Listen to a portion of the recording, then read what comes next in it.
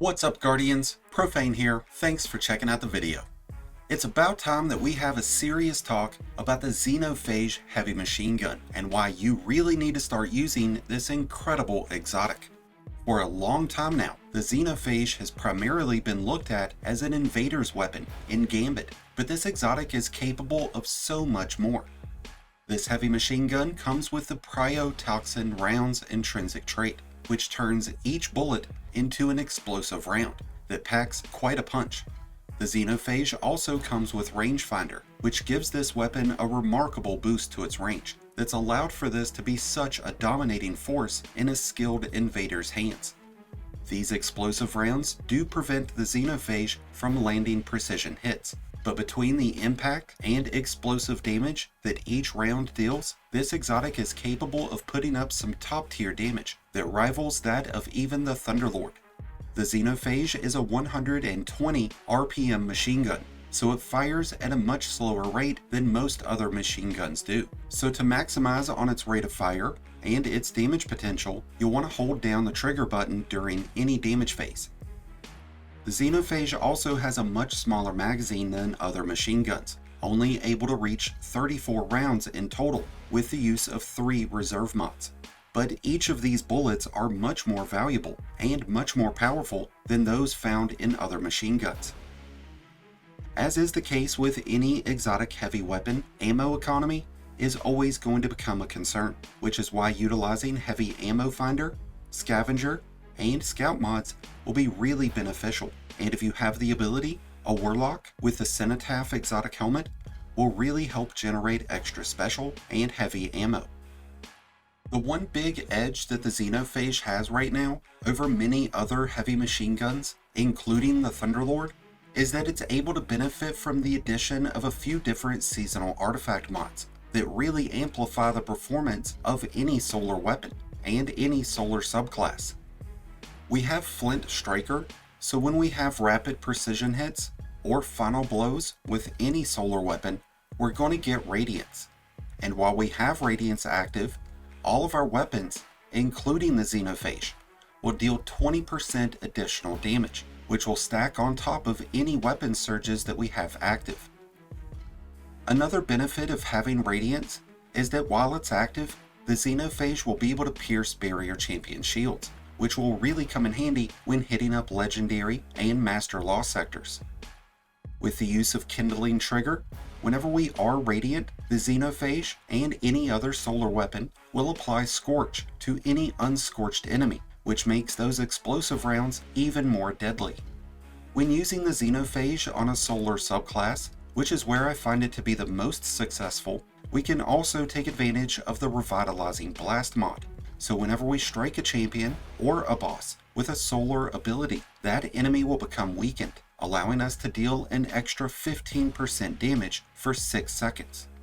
In a recent damage test against Farazia inside the Grasp of Avarice, the Xenophage, in combination with the Titan Actium War Rigs, was able to consistently put out between 1.2 and 1.5 million points of damage in just 30 seconds, leaving plenty of time to add in extra damage from other weapons and other abilities.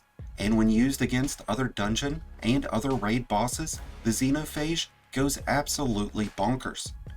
I do find Actium War Rigs to have the most synergy with the Xenophage, since this exotic chest piece automatically reloads any equipped auto rifle or machine gun, but this can still be a formidable weapon in the hands of any hunter or any warlock, as there are several different class traits and fragments like Thread of Ascent or Whisper of Impetus that can be used to automatically reload this weapon.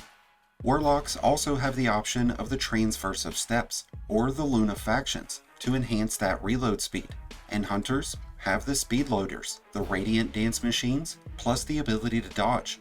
So no matter what class you main, the Xenophage is going to be an absolute nail driver that's going to dominate up against any champion, any tormentor, any other player, and any boss in Destiny.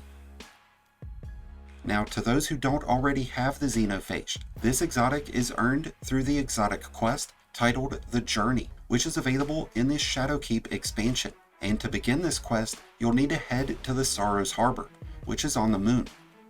Once you're in Sorrow's Harbor, you'll need to head towards the back of the area where the gate and the entrance to the Red Keep is.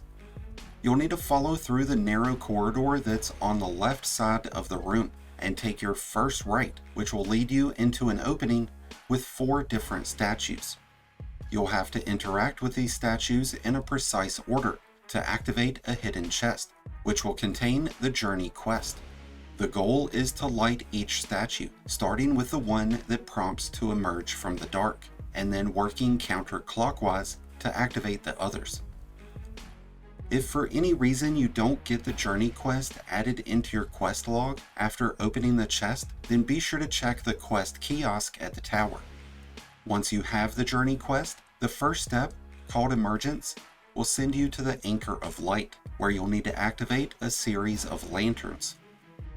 Just below the large yellow radio tower, there's a room at ground level, and it contains an orb. You'll need to pick this orb up and travel across the area to light up 6 different lanterns, but you'll have a limited time to do so. The first lantern location is located in the same room as the orb. To get to the second lantern, you'll need to head north from the radio tower. Locate the orange building that's across from the Lost Sector entrance, and you'll find the lantern on the makeshift rooftop.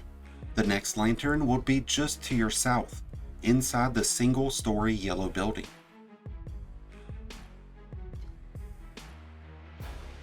The next lantern will be located on the top of the radio tower, on the 3rd floor, alongside its outer edge.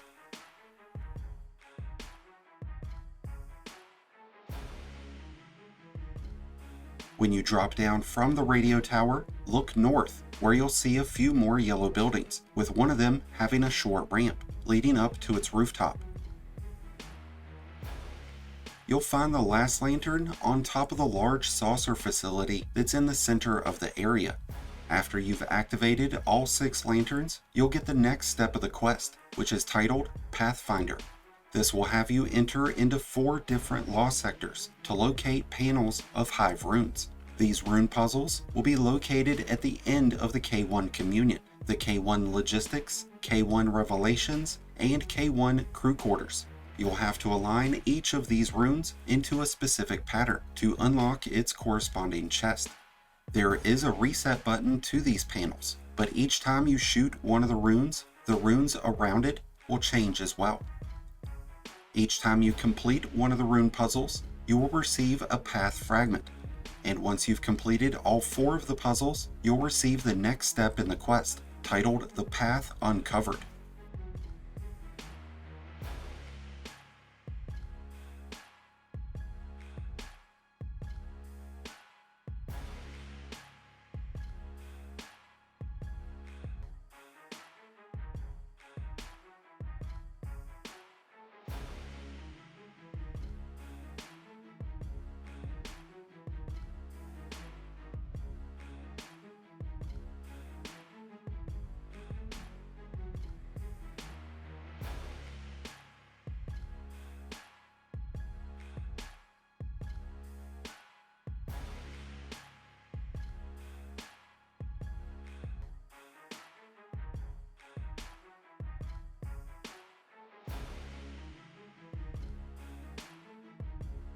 This requires you to head into the Pit of Heresy, and after completing the first section of this dungeon, you'll need to locate a switch that's hidden in the big room of doors.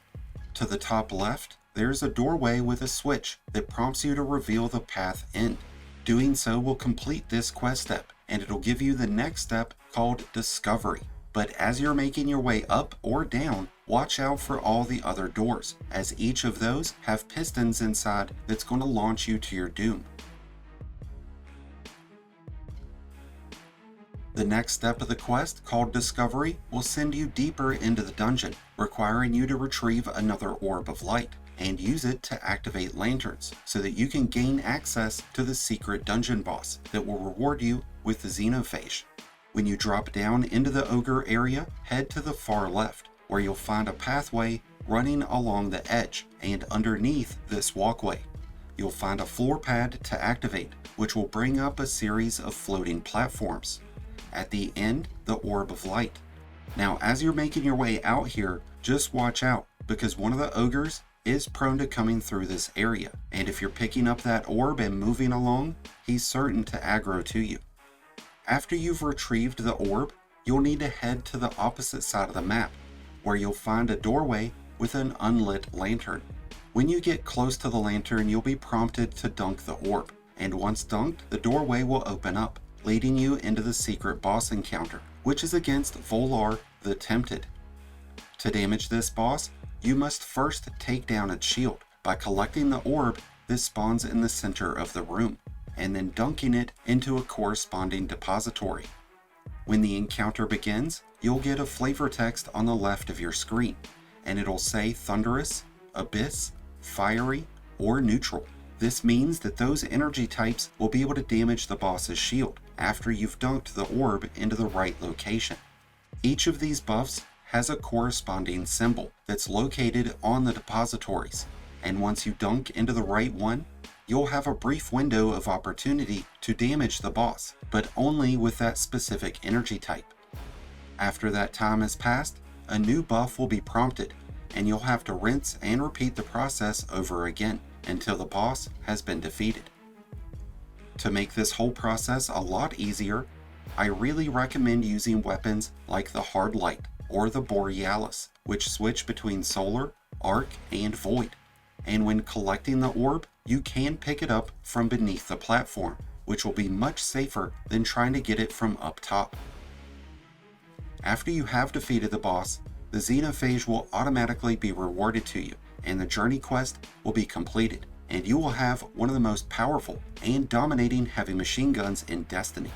A perfect weapon in Gambit, dungeons, raids, lost sectors, anything. And if you're still trying to get the Malfeasance, the Xenophage is really going to help you get those 4 invader kills. And with that said, I wish you all the best of luck throughout all of your journeys this season. Let me know your thoughts about the Xenophage down in the comments below, and let me know what your go-to DPS weapon has been so far this season. Thank you as always for checking out the video. If you enjoyed and found it helpful, then be sure to hit that like button below, along with the subscribe button if you're new. Both are greatly appreciated, and both really do help support the channel. If you're a new Light Guardian, just starting your journey, or a battle-hardened veteran, just looking for a new home, then be sure to check out the Discord link in the description below and join one of the greatest communities in all of Destiny. And until next time, Guardians, this has been Profane, wishing you all some happy hunting.